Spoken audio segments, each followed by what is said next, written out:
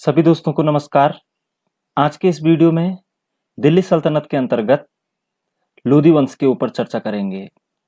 दोस्तों, जैसे कि आप लोगों ने देखा, पिछले वीडियो में हमने सैयद वंश की चर्चा की थी और देखा था कि जो सैयद वंश का जो अंतिम शासक था अलाउद्दीन आलम शाह, तो वो किस प्रकार से विलासी और आराम आराम पसंद करने वाला सुल्तान था और उसके अपने जो वजीर हमीद खां के साथ अनबन थे। तो वजीर हमीद खां के साथ अनबन होने के कारण उसकी चली नहीं अपनी दिल्ली सल्तनत में और उसने बदायूं में जाकर के क्या ले ली, शरण ले ली। इतने में हमीद खां क्या करता है, बहलोल लोदी को दिल्ली में की गद्दी पर आमंत्रित करता है कि आप आइए और यहाँ पर सिंहासन करिए। तो बहलोल लोदी बहुत ही चालाक प्रवृत्ति का इंसान होता है और वो क्या करता है कि सबसे पहले दिल्ली आकर हमीद खां, जो कि वजीर होता है अलाउद्दीन आलम खां का, उसकी हत्या कर देता है और दिल्ली पर एक नए वंश की शुरुआत करता है जिसका नाम होता है लोदी वंश। तो जैसा कि हम देख पा रहे हैं स्क्रीन पर, लोदी वंश जिसकी काल जिसका 1451 ईस्वी से 1526 ईस्वी तक रहा। साथ ही साथ दोस्तों, आपको ये बताना चाहूंगा कि जो ये लोदी वंश है, ये दिल्ली सल्तनत का अंतिम वंश भी था। तो इसके बारे में हम जानकारी प्राप्त करेंगे कि कैसे अब मुगलों का आक्रमण भारत पर होगा। ठीक है, और ये लोदी वंश के अंतर्गत हम मुख्य रूप से तीन राजाओं को पढ़ेंगे, जिसमें बहलोल लोदी, दूसरा आपका सिकंदर लोदी और तीसरा इब्राहिम लोदी। और इब्राहिम लोदी को जब मुगल भारत पे आएंगे तो उसका तख्ता पलट करके दिल्ली सल्तनत को खत्म करके और नया वंश आपका मुगल वंश यहाँ पर चालू करेंगे। तो आइए शुरू करते हैं लोदी वंश और उसमें बहलोल लोदी। बहलोल लोदी 1451 ईस्वी से 1489 ईस्वी तक का इसका कार्यकाल रहा। ठीक है, बहलोल लोदी दिल्ली में प्रथम अफगान राज्य का संस्थापक था। तो दिल्ली सल्तनत के अंतर्गत प्रथम अफगान राज्य का संस्थापक कौन था? तो बहलोल लोदी था। प्रश्न डायरेक्ट बनता है कि दिल्ली सल्तनत के अंतर्गत अफगान राज्य किसने स्थापित किया था? तो आप कहेंगे बहलोल लोदी ने। ठीक है, वह अफगानों की प्रमुख शाखा साहूखील से संबंधित था। ठीक है, तो अफगानों की एक शाखा होती थी जिसका नाम था साहूखील। तो उसी साहूखील आप कह सकते हैं कि शाखा से बहलोल लोदी संबंधित था। 1451 ईस्वी को वह बहलोल शाह गाजी की उपाधि से दिल्ली के सिंहासन पर बैठा। तो अपना क्या नाम दिया उसने, पूरा बहलोल शाह गाजी। शाह एक्चुअली ईरानी सभ्यता में ईरानी जो राजा होते थे वो अपने नाम के पीछे शाह लगाते थे, और गाजी का अर्थ होता है काफिरों का वध करने वाला। कई बार पूछा जाता है, तो किस नाम से दिल्ली की सत्ता पर बैठा वो? बहलोल शाह गाजी की उपाधि से बैठा 1451 ईस्वी में। ठीक है ना। बहलोल लोदी का राजत्व का सिद्धांत समानता पर आधारित था। बहुत ज्यादा इंपॉर्टेंट है यहाँ पर। आपने इससे पहले राजत्व का सिद्धांत, बलबन का राजत्व का सिद्धांत देखा और अलाउद्दीन खिलजी का राजत्व का सिद्धांत देखा। दोनों के राजत्व के सिद्धांत लगभग लगभग सेम थे और रक्त और लौह की नीति अपनाते थे, क्योंकि अपने विरोधियों को परास्त कर देते थे। ठीक है ना, जो उनके सरदार या जो उनके अमीर लोग होते थे। लेकिन बहलोल लोदी का जो राजत्व का सिद्धांत था वो समानता पर आधारित था। तो यहाँ पर से भी एक प्रश्न बन जाता है कि किस शासक का राजत्व का सिद्धांत समानता पर आधारित है। ठीक है ना। तो ये था बहलोल लोदी का। आपको राजत्व का सिद्धांत पता ही है कि ये राजत्व का सिद्धांत का मतलब ये है कि जो राजा होता है, सुल्तान होता है, वो प्रभु यानी कि भगवान के बाद उसका ही स्थान होता है, यानी कि भगवान की छाया होती है वो। लेकिन ये समानता पर आधारित था, क्योंकि ये अपने सरदारों के समान ही अपने आप को मानता था। और जब वो लोग खड़े होते थे, इसके सरदार लोग, तो उनके सामने ये भी क्या हो जाता था, खड़ा हो जाता था। और इसने अपने जो सरदार थे उनको क्या नाम दिया था? मनसद ए अली। मनसद ए अली का नाम दिया था, यानी कि सुल्तान के ही समान। ठीक है ना। तो उनके बहुत ज्यादा सम्मान दिया करता था, इसीलिए इसकी जो राजत्व का सिद्धांत है उसको कहा जाता है समानता का राजत्व का सिद्धांत। ठीक है ना। तो बहलोल लोदी ने दिया था, ये आप लोग इसको क्लियर रखेंगे। अगली बात है, उसने बहलोली नामक सिक्का चलाया। नाम से ही अपने बहलोल ने ही बहलोली नामक एक सिक्का चलाया था, जो कि प्रचलन में अकबर के शासनकाल यानी कि जब मुगल आ जाएंगे तब तक भी ये प्रचलन में रहेगा। तो बहलोल लोदी को आपने देखा कि 1451 से 1490 तक इसने राजकाज किया और ये जो इम्पोर्टेंट चीजें थी उसकी यहाँ पर मैंने आपके सामने डिस्कस कर दी है। तो बहलुली सिक्का किसने चलाया? बहलुल लोदी ने चलाया। राजत्व का समानता का सिद्धांत किस पर आधारित है? बहलुल लोदी पर आधारित है। ठीक है, और उस किस नाम से बैठा? बहलुल शाह गाजी की उपाधि के नाम से। बहलुल लोदी अफगानों की किस शाखा से संबंध रखता था? साहू खेल से संबंध रखता था। ठीक है, और भारत में पहला प्रथम अफगान राज्य का संस्थापक कौन था? तो बहलुल लोदी था। तो ये सारी जानकारी आप रखेंगे, इनमें से एक प्रश्न जरूर बन जाता है, तो आप इसको थोड़ा ध्यान से देखेंगे। अब देखते हैं अगला राजा सिकंदर लोदी। सिकंदर लोदी 1490 से 1517 ईस्वी तक इसका कार्यकाल है। ठीक है, बहलुल लोदी का पुत्र एवं उत्तराधिकारी निजाम खां 1490 ईस्वी को सुल्तान सिकंदर शाह की उपाधि से दिल्ली के सिंहासन पर बैठा। ठीक है, देखिए जो बहलुल लोदी था उसका पुत्र था जिसका नाम था निजाम खां। ठीक है ना, तो निजाम खां जो 1490 में जब बहलुल लोदी की मृत्यु हो जाती है, तो उस समय निजाम खां किस नाम से बैठता है? सिकंदर शाह की उपाधि से दिल्ली के सिंहासन पर बैठता है। तो यहाँ पर हम उसको सिकंदर लोदी के नाम से ही जानते हैं। तो अगर आपसे ये प्रश्न पूछा जाता है कि सिकंदर शाह का उपनाम क्या था या फिर मूल नाम क्या था, तो आप कहेंगे निजाम खां। ठीक है, या फिर निजाम खां के नाम से किस राजा को जाना जाता है? तो आप कहेंगे सिकंदर लोदी को जाना जाता है। ठीक है, वह स्वर्णकार हिंदू माँ की संतान थी। देखिए ये भी हिंदू माँ से उत्पन्न हुआ बेटा था। तो हम ये कह सकते हैं कि दिल्ली सल्तनत के अंतर्गत हिंदू माँ से उत्पन्न मुस्लिम शासक ये दूसरा शासक था। पहला शासक कौन था? आपने तुगलक वंश के अंतर्गत देखा था, फिरोज शाह तुगलक। ठीक है ना, फिरोज शाह तुगलक भी हिंदू माँ से उत्पन्न मुस्लिम शासक बना, और दूसरा ये बना सिकंदर लोदी। 1494 ईस्वी में सिकंदर की सेना हुसैन शाह सरकी की सेना के बीच बनारस का युद्ध हुआ। तो ये हुसैन शाह सरकी वंश था एक, जो ये जौनपुर में। ठीक है ना, तो सरकी वंश के साथ सरकी जो वंश था उसकी सेना का जो सेना नायक था हुसैन शाह, उसके साथ सिकंदर का बनारस का युद्ध हुआ, और जिसमें सिकंदर शाह की विजय हुई थी। ठीक है, अब अगली बात है, उसने यहाँ पर एक बात और जान लीजिएगा कि बनारस का युद्ध किसके बीच में हुआ था? तो लोदी वंश और सरकी वंश के बीच में हुआ था। ठीक है ना, यस। उसने भूमि पैमाइश के लिए गजे सिकंदरी पैमाने का प्रचलन किया। ठीक है ना, तो इससे पहले भूमि पैमाइश पर जो कर लगाने वाला जो पहला राजा था, तो वो सिकंदर सॉरी वो आपका अलाउद्दीन खिलजी था।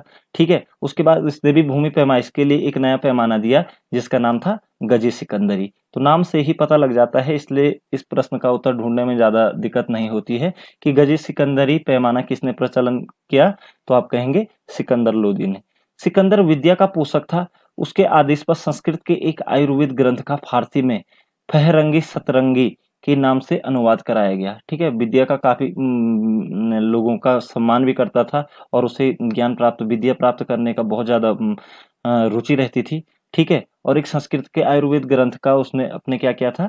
फारसी भाषा में फहरंगी सतरंगी फहरंगी सिकंदरी के नाम से उसने अनुवाद कराया था। तो फहरंगी सिकंदरी का अनुवाद किसके शासनकाल में हुआ था? तो सिकंदर लोदी के। ठीक है ना, उसका उपनाम गुलरुखी था, क्योंकि गुलरुखी एक काव्य की शैली होती है, और उस शैली में ये क्या करता था? कविताएं लिखा करता था, इसलिए उसको गुलरुखी के नाम से भी जाना जाता है। तो गुलरुखी के नाम से बहुत ज्यादा इंपॉर्टेंट प्रश्न है सिकंदर लोदी, क्योंकि वो गुलरुखी शैली में क्या करता था? कविताएं लिखा करता था।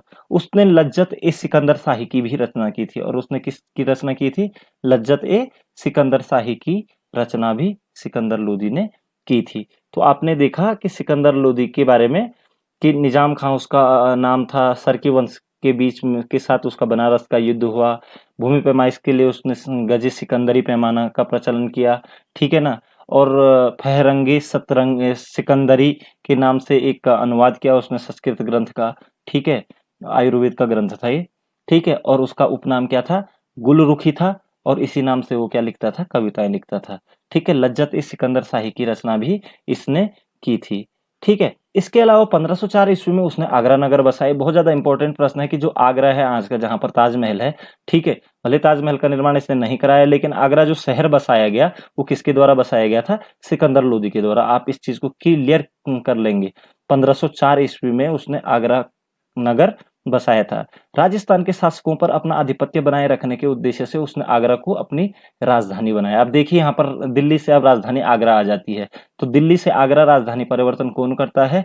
ठीक है, तो कौन करता है? सिकंदर लोदी। और आगरा एक नया नगर बसाया जाता है। और क्यों बसाया था उसने? राजस्थान के शासकों पर अपना आधिपत्य बनाए रखने के लिए। ठीक है, सिकंदर एक असहिष्णु शासक था। ठीक है, बहुत ज्यादा असहिष्णु था वो। ठीक है, उसने मुहर्रम में ताजिया निकालने पर प्रतिबंध लगा दिया। मुसलमान स्त्रियों को पीरों तथा संतों की मजार पर जाने से रोक दिया गया था। ठीक है, ब्राह्मणों पर जजिया पुनः लगा दिया गया था। तो ये चीज आपको यहाँ पर देखना है कि किस तरीके से वो असहिष्णु व्यक्ति था। स्त्रियों को उसने पीरों और संतों की मजार पर जाने पर रोक दिया था। और ये प्रश्न आता है कि मुहर्रम में ताजिया निकालने पर प्रतिबंध सर्वप्रथम किस शासक ने लगाया? तो आप कहेंगे सिकंदर ने लगाया था। ठीक है ना। और ब्राह्मणों पर पुनः जजिया कर लगा दिया था, क्योंकि ब्राह्मणों पर पुनः जजिया किसने भी लगा दिया था? ये आपका फिरोज शाह तुगलक ने लगा दिया था। ठीक है, प्रसिद्ध संत कबीरदास सिकंदर लोदी के समकालीन थे। मोस्ट इंपोर्टेंट है आपका कबीरदास, जो कि हमारे भक्ति कालीन शाखा के थे, इनके समकालीन थे कबीरदास जी। ठीक है ना। तो कबीरदास किसके समकालीन थे? तो आप कहेंगे सिकंदर लोदी के समकालीन थे। बहुत ज्यादा इंपॉर्टेंट है, इसलिए नोट कर लीजिएगा आप इसको। ठीक है, गले की बीमारी के कारण सिकंदर लोदी की मृत्यु 1517 ईस्वी में हो गई। ठीक है, तो 1517 ईस्वी में इसकी मृत्यु हो गई। तो इस प्रकार से आपने देखा कि सिकंदर लोदी ने आगरा नगर भी बसाया। ठीक है, मुहर्रम में ताजिया निकालने पर प्रतिबंध लगा दिया। मुस्लिम स्त्रियों को पीरों तथा संतों की मजार पर जाने से रोक दिया गया और ब्राह्मणों पर जजिया पुनः लगा दिया गया। ठीक है, और किसके समकालीन थे? कबीरदास जी सिकंदर लोदी के समकालीन थे। और कब मृत्यु हो गई? 1517 ईस्वी में गले की बीमारी के कारण। तो ये आपने देखा सिकंदर लोदी की कहानी। अब आता है अगला राजा इब्राहिम लोदी। ठीक है, जो कि बहुत इंपॉर्टेंट है और दिल्ली सल्तनत का अंतिम शासक था ये। ठीक है ना, क्योंकि इसके बाद आप देखेंगे आप कि यहाँ पर मुगल आ जाते हैं। ठीक है ना, तो बाबर का आक्रमण होता है, इब्राहिम लोदी की मृत्यु हो जाती है। तो जो इब्राहिम लोदी था 1517 ईस्वी में, जब इसके पिताजी सिकंदर लोदी की हत्या गले की बीमारी के कारण मृत्यु हो जाती है, तो ये गद्दी पर बैठता है। तो देखिए 1517 ईस्वी में सिकंदर लोदी की मृत्यु के बाद इब्राहिम लोदी आगरा की गद्दी पर बैठा। ठीक है, आगरा की गद्दी पर बैठा ही क्योंकि उस समय दिल्ली से आगरा राजधानी परिवर्तित हो चुकी थी। वो दिल्ली सल्तनत का अंतिम शासक था। ये चीज पे मैं आपको बता चुका हूँ। मानसिंह के पुत्र विक्रमजीत को हरा इब्राहिम ने ग्वालियर को दिल्ली सल्तनत में मिला लिया था। मानसिंह आपका राजस्थान का राजा था। ठीक है ना, तो के पुत्र विक्रमजीत को हरा इब्राहिम ने ग्वालियर को भी किस में मिला दिया था? दिल्ली सल्तनत में मिला दिया था। 1517 ईस्वी में घतौली के युद्ध में इब्राहिम राणा सांगा से पराजित हुआ।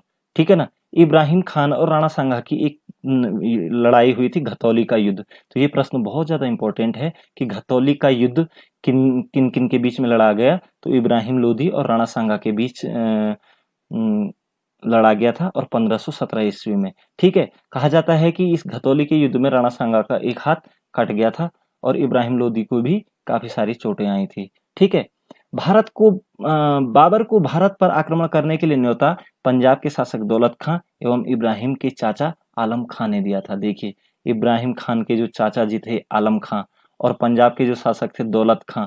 ठीक है ना, दौलत खां भी एक अफगानी थे। ठीक है, इन्होंने क्या मिलकर इब्राहिम के अगेंस्ट क्या कर दिया? षड्यंत्र रचा और बाबर को बुलाया ताकि ये यहाँ की सत्ता को हथिया सके। ठीक है, तो जयचंदों की हमारे देश में कभी भी कमी नहीं रही है। 21 अप्रैल 1526 को पानीपत की पहली लड़ाई में बाबर ने इब्राहिम को बुरी तरह पराजित किया एवं इब्राहिम मारा गया। ठीक है, तो इब्राहिम लोदी मारा जाता है। कहा जाता है कि दिन में 12 बजे तक युद्ध खत्म हो चुका था।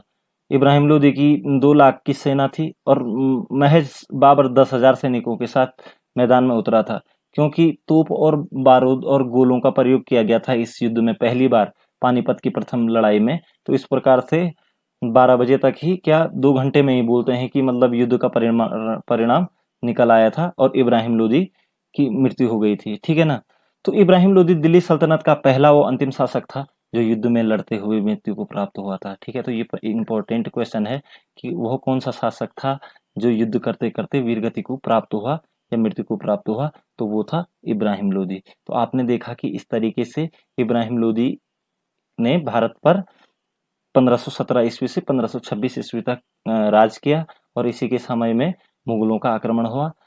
दिल्ली सल्तनत का अंतिम बादशाह था। और एक चीज और थी कि जो युद्ध करते करते वीरगति को प्राप्त हुआ था। तो आपको आई होप ये वीडियो जरूर पसंद आया होगा और इससे जो बनने वाले प्रश्न हैं उन पे मैंने विशेष फोकस किया था। आप लोग उन चीज़ों को भी ज़रूर देखेंगे। आशा करता हूँ कि आप लोग इसी तरीके से मेरे वीडियोज़ को पसंद करते रहेंगे।